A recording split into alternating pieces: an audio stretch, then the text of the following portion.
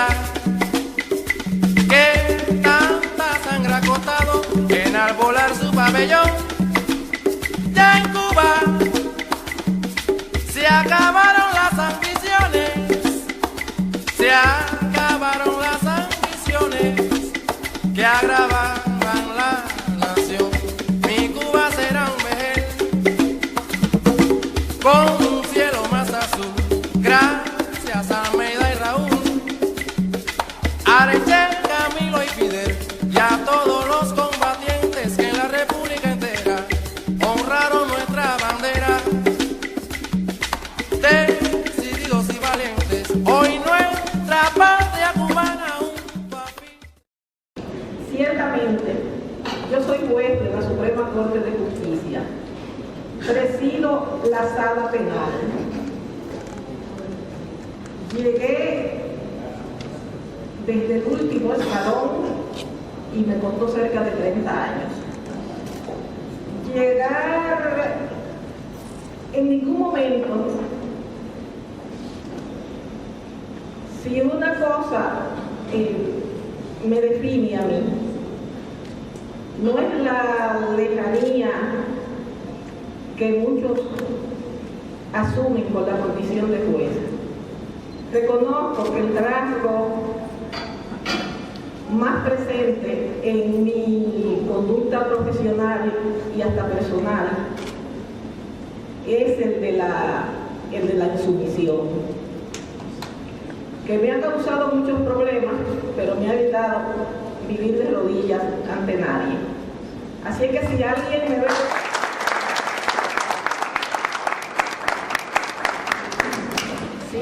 me ve, por ahí y así de pronto se le olvida mi nombre, me puede decir: hey, usted, mulata insumisa, le quiero hablar.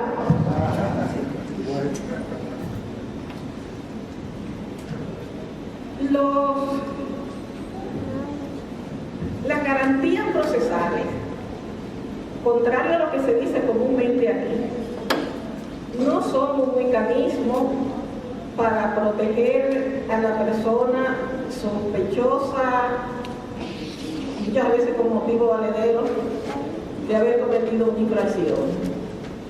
Olvidamos que el procesado está frente a un poder que le dice qué cosa es una infracción, que le dice quién lo va a juzgar y que dice qué pena se le va a imponer.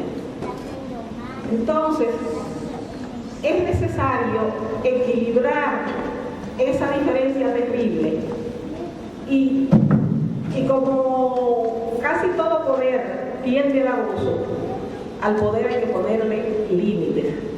Y las garantías son un límite a un ejercicio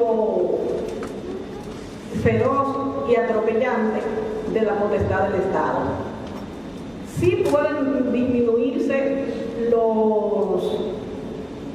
las expectativas de una persona en ocasión de una infracción, pero tiene que ser por un motivo fundado. Porque para tomar una medida de coerción que restringe a un individuo en el uso de su plena libertad, tiene que ser por un hecho grave que lleve aparejada prisión y que el individuo tenga un peligro de fuga o que va a desaparecer las pruebas del delito.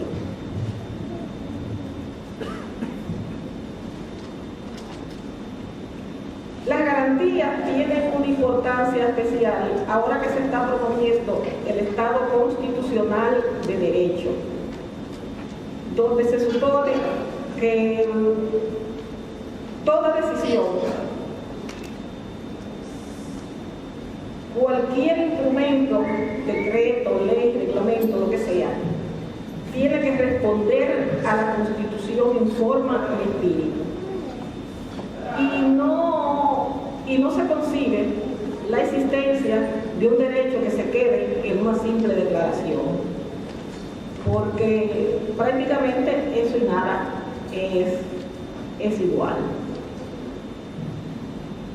En el caso de los 5 cubanos,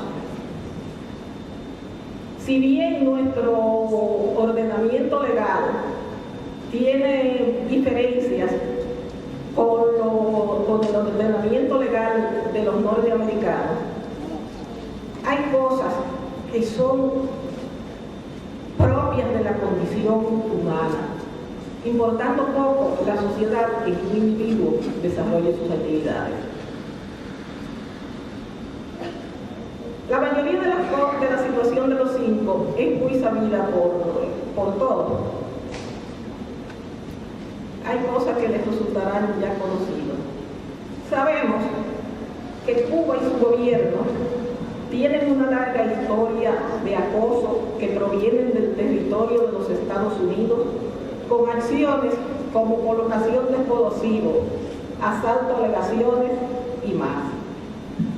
La mayoría de estos hechos han ocurrido por cuenta de activistas de origen cubano ubicados principalmente en la Florida. Un pueblo tiene el derecho, el deber indelegable de procurar poner término a esta situación, y es en ese contexto que los 5 arriban a Miami para dar seguimiento a los peligrosos actos de estos grupos. El gobierno de Cuba no asumió la conducta de un enemigo irracional. Le entregó al FBI evidencias coherentes y precisas de los planes que estaban fraguando para la comisión de los actos terroristas.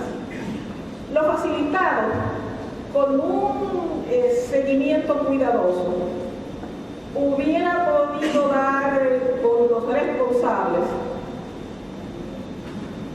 y abrirle un proceso por los hechos cometidos y también por la conspiración para cometer otros.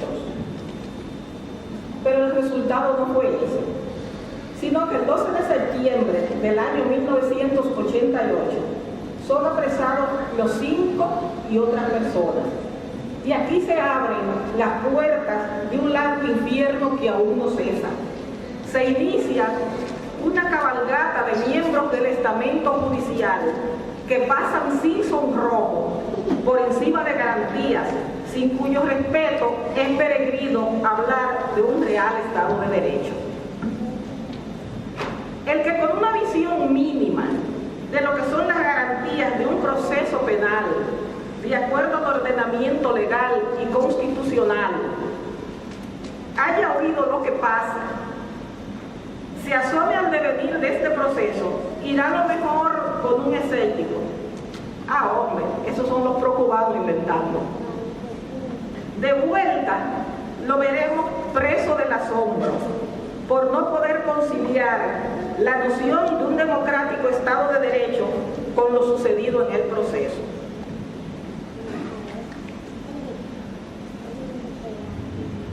La detención se produjo el 17 de septiembre del 98, mediante la cual se le informa los cargos que pesan en su contra.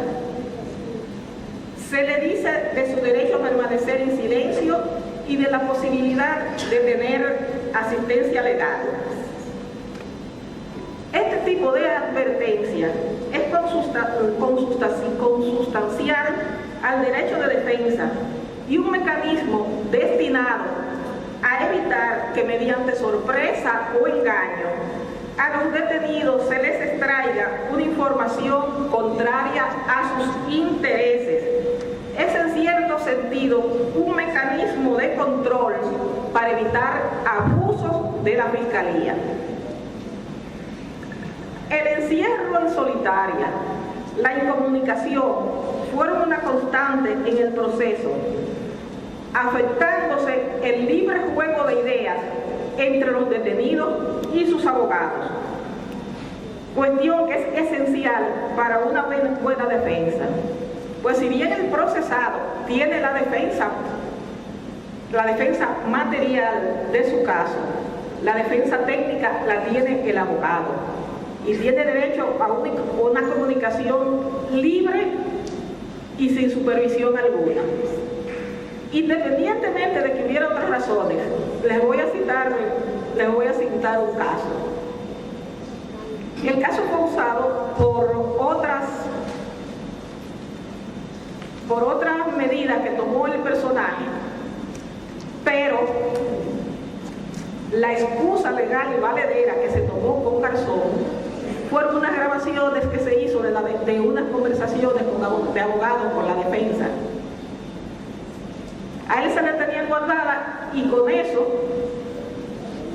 que en todo ordenamiento legal es gravísimo, se puso a tiro.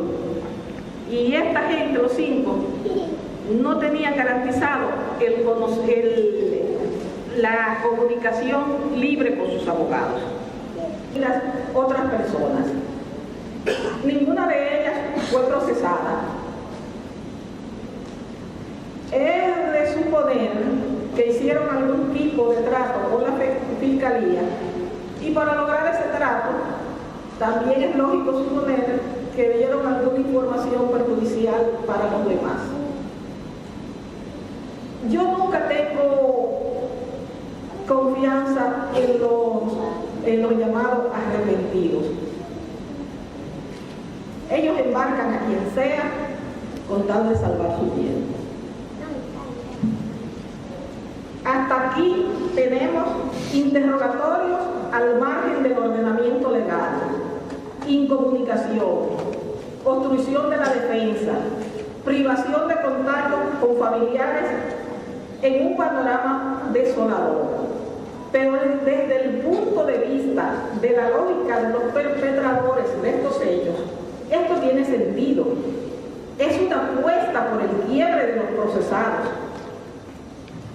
Y al respecto, hace un tiempo leí en un ensayo de Robert Cover, un jurista norteamericano que falleció no hace mucho, que estudiaba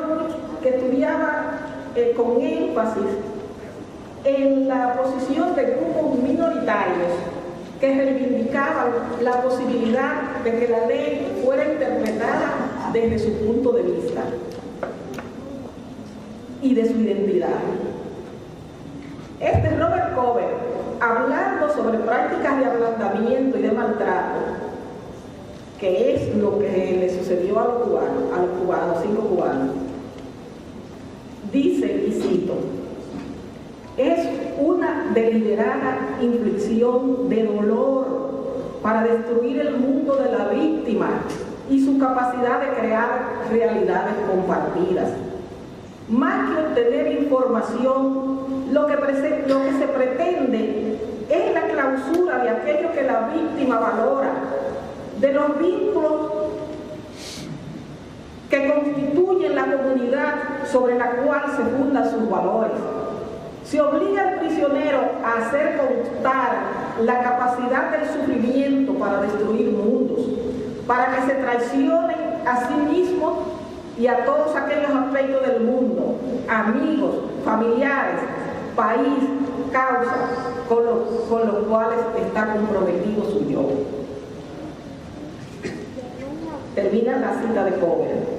El tribunal en Miami estaba rodeado de una comunidad abiertamente hostil al objeto mismo del proceso.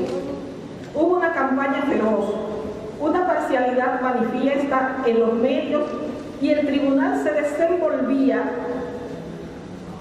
rodeado de una curva airada y procazmente vociferante, y con candidatos a miembros de jurado que manifestaban su temor ante posibles agresiones.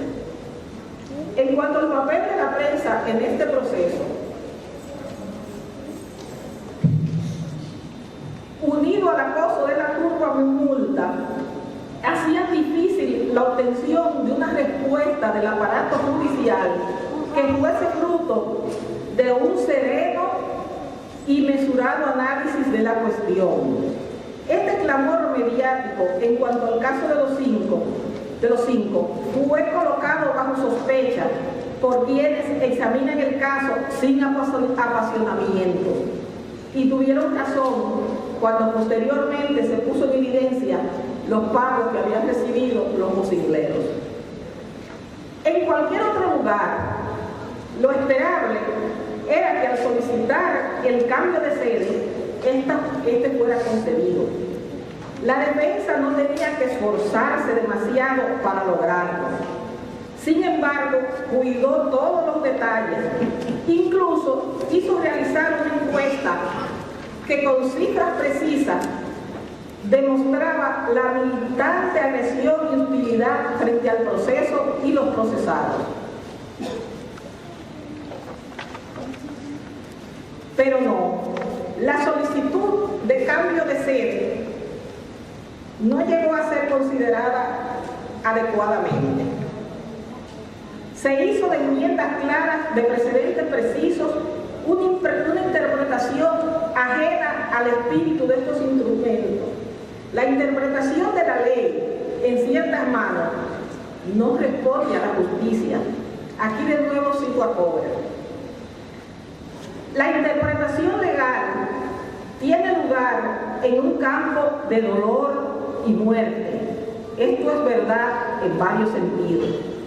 Los actos de interpretación legal señalan y ocasionan la imposición de violencia sobre otros. Un juez, por ejemplo, articuló